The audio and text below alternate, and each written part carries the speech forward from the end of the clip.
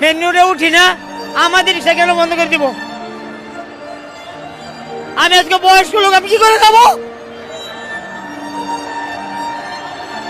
প্রতিবন্ধী আছে, হ্যাঁ মার দেওয়া হইতেছে, এই কি করে খাবো? আমার ফ্যামিলি কি দিয়ে পালবো? আমি নিজে কি দিয়ে চলবো? আমি রাস্তা ভিক্ষা করবো? আমি ডাকাতি করতে পারবো? আমাদের কথা হইলো অটো রিক্সা চলতে হবে। কথাগুলা শোনেন, গরিব মানুষের কি দুঃখ। বড় লোকেরা তো মনে করে যে পাঁচতলার উপর থেকে নিচতলার না জানি কত সুখে আছে, দিন এনে দিনকে ওরাই সুখে আছে।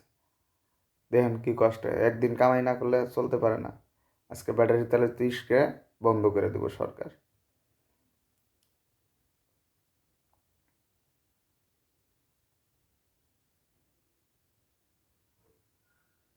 কথাগুলা শোনেন কি বলে।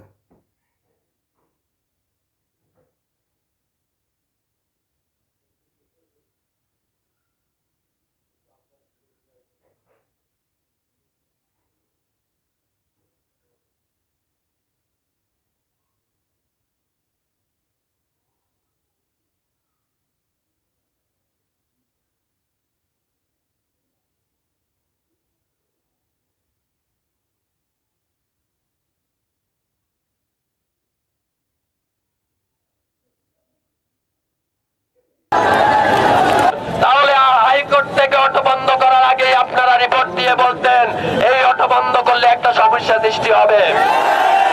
তাহলে রিপোর্ট দিতে পারেন নাই, এটা আপনার ব্যর্থতা। এক ব্যর্থতা আপনি করলেন, আর এক ব্যর্থতা গাঁজা খেয়ে আপনার হাইকোর্ট করলো। মানুষ যাবে কোথায়?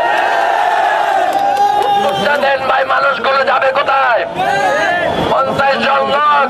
আমি আমার সরকারকে বলতে চাই, প্রিয় সরকার, রক্ত দিয়ে আপনাকে বসিয়েছি, বুঝার চেষ্টা করেন। Think about that simply. Indirect tax 62.87%। সেজন্য আমরা হচ্ছে অটো চালাই, আমরা হচ্ছে রিক্সা চালাই। সুতরাং আপনাকে হয়তো 62.87%কে 0% করে দিতে হবে, আর না হলে প্রতিটা অটোর বিনিময়ে একটা করে গাড়ি দিয়ে দিতে হবে। রাস্তা হচ্ছে দুইটা, আপনি কোনটা ডিসাইড করবেন, আপনি সিদ্ধান্ত নেন।